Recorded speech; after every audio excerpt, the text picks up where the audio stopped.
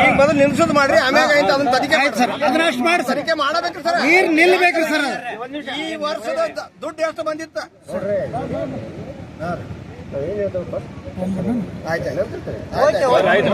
ಎಷ್ಟು ಗಂಟೆ ಒಳಗೆ ಅಥವಾ ಎಷ್ಟು ದಿನಗಳದಾಗ ಇದು ಆಗ್ತೈತಿ ಅನ್ನೋದು ಏನಾರ ಒಂದು ಆಶ್ವಾಸನೆ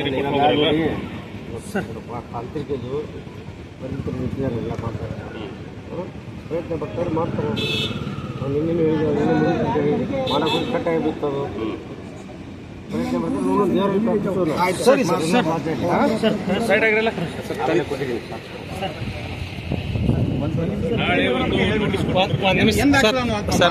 ತಾಂತ್ರಿಕ ಇರೋದ್ರಿಂದ ಆಯ್ತಪ್ಪ.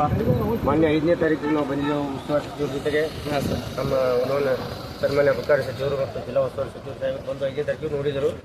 ಅವತ್ತು ಕೂಡ ನಿರ್ದೇಶನ ಕೊಟ್ಟಿದ್ದಾರೆ, ತಕ್ಷಣವೇ ಇದು ಮಾಡಲಿಕ್ಕೆ ಅಗತ್ಯ ಕ್ರಮ ವಹಿಸಬೇಕು, ತಂಡರನ್ನು ಕರ್ಕೊಂಡ್ಬಂದು ಇದು ಮಾಡೋಂತ ಹೇಳಿದರು. ನಿನ್ನೆನೂ ಕೂಡ ಪ್ರಯತ್ನ ಮಾಡಿದ್ದಾರೆ. ಅದೇನೋ ಹುಟ್ಟು ಇದರಿಂದ ಕಟ್ಟಾಗಿ ಅಲ್ಲೇ ಬಿದ್ದಿದ್ದು ತಾವು ನೋಡಿ ಗಮನಿಸಿರ್ಬೋದು.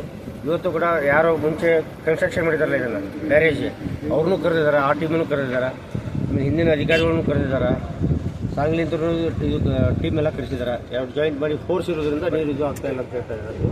ಈ ಸ್ಟಾಪ್ ಲಾಕ್ ಗೇಟ್ ಅಂತೇಳಿ ಮಾಡ್ತಾ ಪ್ರಯತ್ನ ಪಡ್ತಾ ಇದ್ದಾರೆ. ನೋಡೋಣ, ನಿನ್ನ 2 ಗಂಟೆಯಲ್ಲಿ ಅದು ಕೂರ್ಬೋದು ಅಂತ ಹೇಳ್ತಾರೆ. 2ನೇ ಗೇಟ್ ಇದೆಯೋ ಅಂದರೆ ಅಟ್ಲೀಸ್ಟ್ ನೀರಿನ ವರ್ಷಕ್ಕೆ ಇನ್ನೊಂದು ಹರ್ಕೊಂಡು ಹೋಗ್ಬಿಟ್ಟಿದೆ ಅಂತ ಒಂದು ಕಳಿಸಿ ಬಿದ್ದಿದೆ. ಪ್ರಯತ್ನ ಪಡ್ತಾ ಇದ್ದಾರೆ. ನಾವು ಎಲ್ಲರೂ